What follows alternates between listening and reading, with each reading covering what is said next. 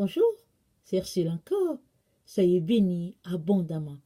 Voilà, nous sommes le 31 octobre 2017 et le message d'aujourd'hui concerne les célibataires.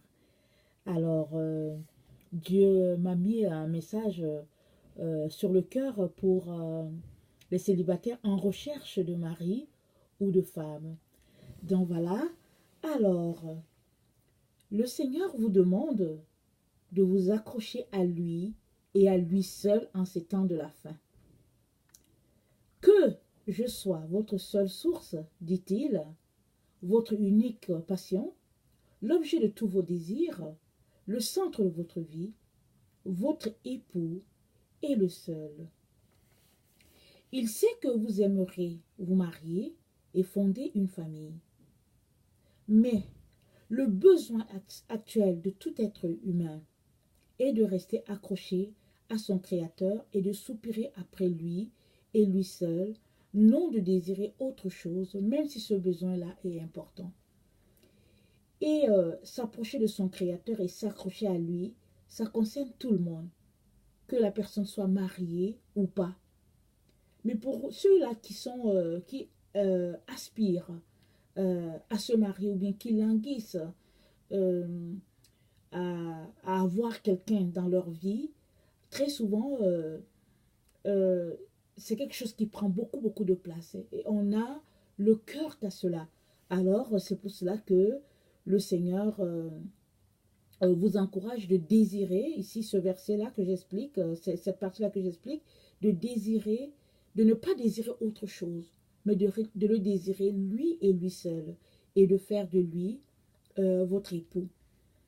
Et aussi, nous avons déjà entendu qu'il y a des temps difficiles qui arrivent sur la terre. Et même si nous ouvrons un peu les yeux, nous allons voir qu'au fait, notre monde n'est pas comme il y a peut-être 10 ans. Les choses ont beaucoup changé. Et le Seigneur vous informe que vous avez besoin de vous concentrer sur lui, afin qu'il puisse vous aider à passer à travers. Et parce que Satan est déchaîné, féroce plus que jamais à faire tomber les enfants de Dieu. Il met en place toutes sortes de stratégies pour faire tomber les enfants de Dieu. Et pour ceux-là qui ne sont pas mariés, souvent, surtout ceux qui attendent vraiment après cela, quand Satan veut faire un coup, au fait, il envoie vers ces gens-là des personnes qui semblent intéressées, qui paraissent bien et tout, mais dans le fond, au fait, ils sont juste en mission. Et le Seigneur vous informe aussi que, vu que le plan de Satan, c'est de faire tomber les enfants de Dieu à tout prix, et coûte que coûte de les attirer vraiment dans les ténèbres, là où le feu brûle éternellement, alors il a envoyé sur la terre d'autres types de démons, encore plus féroces, vraiment avec des missions bien spécifiques pour les personnes qui sont seules. Et le Seigneur vous dit que l'histoire se répétera. L'histoire se répétera. Voilà pourquoi il prend le temps de vous avertir, afin que vous ne tombiez pas dans ce piège-là. Le piège que quelqu'un, un homme vienne vers vous, ou bien une femme vienne vers vous, et là vous tombez amoureux ou amoureuse de la personne, et dans le fond la personne est tout simplement un agent de Satan. Et quand Dieu dit que l'histoire se répétera, c'est que dans les temps anciens, la Bible nous dit, les anges déchus, ils sont descendus, ils sont venus vers les filles des hommes et ils les ont épousées. Comment ont-ils procédé? On ne sait pas, certainement par séduction. Et ils ont épousé ces humains-là et ils ont fait des enfants avec eux. Et ça a donné les démons qui pullulent sur la terre. Et Satan a sur la terre des agents. Et il y a aussi sur la terre des démons qui sont sous forme humaine. Quand tu les vois, rien ne te dit, si le Seigneur ne te dit pas qu'au fait, ce n'est pas un être humain, tu ne sauras pas. Parce que c'est des humains, c'est tout. Ils sont là, ils paraissent humains, fonctionnent normalement comme nous. Alors que dans le fond, ce sont des démons qui sont là pour une mission bien spécifique. Et le Seigneur ne veut pas que vous tombiez dans ces pièges-là. Dans Romains 1, 24, il est dit ceci. C'est pourquoi Dieu les a livrés à l'impureté selon les convoitises de leur cœur, en sorte qu'ils déshonorent eux-mêmes leur propre corps. Au fait, si dans ton cœur, il y a autre chose que Jésus, nous sommes dans ce temps-là où les cœurs seront livrés. Tous les cœurs seront livrés. Et les cœurs des chrétiens, et les cœurs des autres. Tous les cœurs seront livrés et testés. Alors, si tu es un enfant de Dieu, et que tu marches dans l'intimité avec Jésus, il n'y a que Jésus qui sera trouvé dans ton cœur. Mais si tu es un enfant de Dieu, qui a autre chose dans ton cœur, que ce soit la soif d'avoir un mari ou la soif d'avoir une femme, la soif d'avoir les richesses de ce monde, ou n'importe quoi, si ton cœur est occupé par autre chose que Jésus, alors ce cœur-là sera livré. Voilà pourquoi le Seigneur ne veut pas que ce cœur-là soit livré. Alors il te dit, accroche-toi à moi. Accroche-toi à moi et moi je vais te garder dans ces moments difficiles. Et dans Apocalypse 2, verset 22, il est dit ceci, voici, je vais la jeter sur un lit, parlant de Jézabel, et envoyer une grande tribulation à ceux qui commettent adultère avec elle, à moins qu'ils ne se répandent de leurs œuvres. Donc voilà, il y a un temps de tribulation qui va arriver sur la terre, des temps difficiles, et tous ceux-là dont le cœur n'aura pas été trouvé pur devant Dieu, ces personnes-là seront livrées. Et si dans ton cœur, tu portes vraiment une personne dans ton cœur au lieu que Jésus, et que tu soupires, tu aspires à ce que cette personne-là t'épouse et qu'elle occupe toutes tes pensées, tout ton être, Jésus ne sera pas trouvé dans ce cœur-là. Et nous savons tous ce que ça fait quand on est amoureux. On est amoureux, alors la personne occupe tout. Au fait, il y a des gens qui deviennent fous à cause des sentiments. Et c'est pas exagéré. Donc, le Seigneur vraiment vient parler à ses enfants afin qu'ils puissent mener une vie assez équilibrée. Et cette vie-là, ça nécessite que Jésus soit vraiment au centre de tout ce que vous serez en train de faire en ces temps difficiles. Et le Seigneur te dit qu'il est le sceptre et que nous sommes les sarments. Et il te demande de demeurer en lui, ainsi il pourra demeurer en toi. Si tu demeures en Jésus, Jésus va demeurer en toi. Parce que sans lui, tu ne peux rien faire. Et ça, c'est vraiment le secret en ces temps-là. Et le Seigneur te dit que si tu courais après quelqu'un, avec espoir que tu deviendrais sa femme, il te dit d'arrêter de le faire. Mais de te tourner vers lui et il va combler ton besoin. Et il dit, si toi tu courais après une femme avec l'intention de faire d'elle ton épouse, le Seigneur te dit d'arrêter et de venir à lui. Et il te dira si cette femme est pour toi ou pas. Le Seigneur te demande de chercher sa face, vraiment, en profondeur, jusqu'à ce qu'il te réponde, afin que tu ne puisses pas tomber dans le piège de l'ennemi. Et la séduction dans notre monde, elle est réelle. On n'a pas besoin de soupirer à un mari, à une femme pour savoir que la séduction est réelle. Elle est autour de nous, elle est partout. Souvent même tu sors et tu es obligé de cacher tes yeux parce que tu ne veux pas voir ce qui se passe. Quand bien la personne serait du même sexe que toi, au fait, tu te retrouves à être tellement mal à l'aise pour ce que tes yeux sont tombés dessus. Et quand Satan calcule quelqu'un, alors il y met de ses moyens.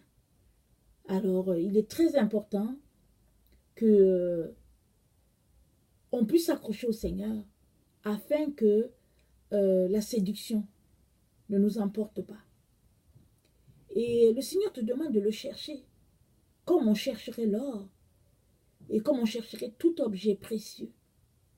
Il dit, ce laissera trouver par toi.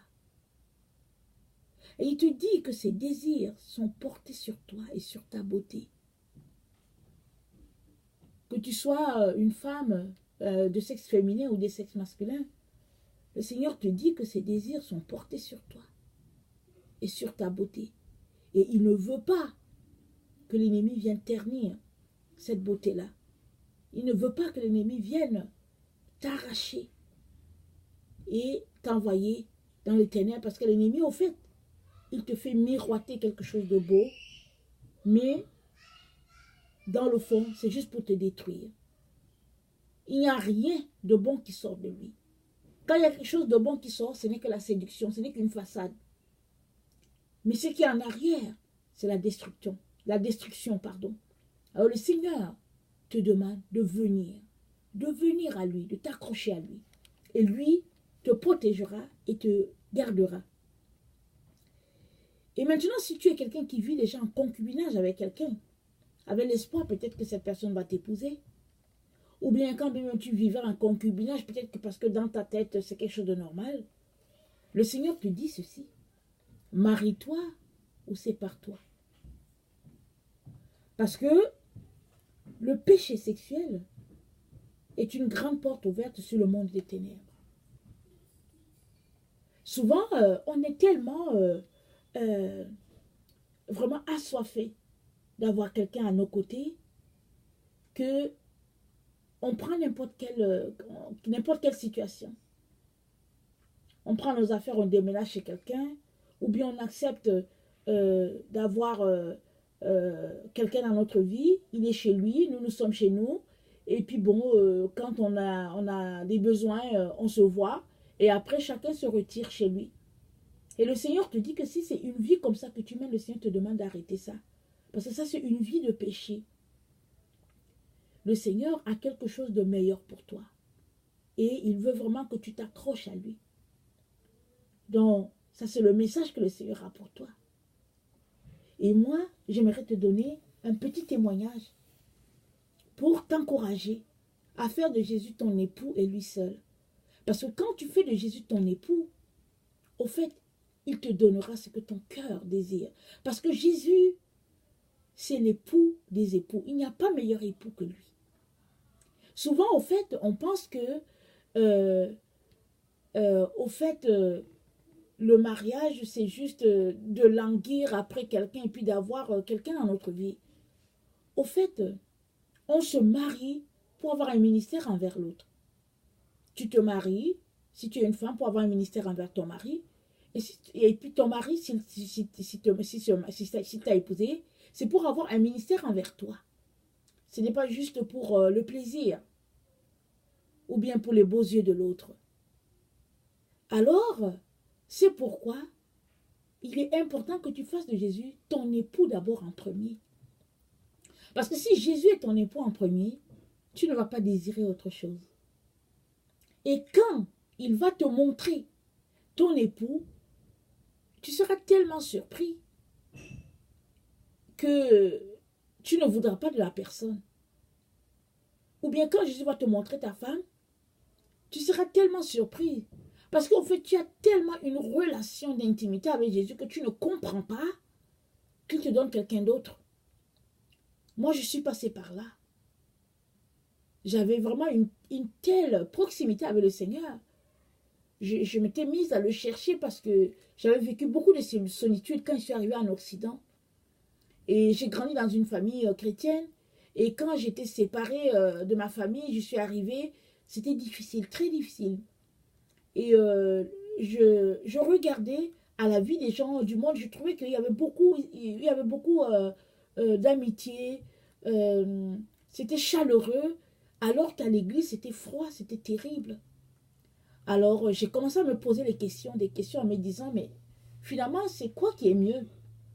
Est-ce que c'est mieux d'aller dans le monde que d'être dans l'église? Parce que j'étais vraiment malheureuse à l'église. Les dimanches, quand j'allais, j'écoutais le message et puis quand je rentrais, oh, c'était quelque chose. Quand je repense à ce temps, ah, c'est vraiment des moments difficiles pour moi. Quand je repense, je dis, oh Seigneur, c'était des moments terribles.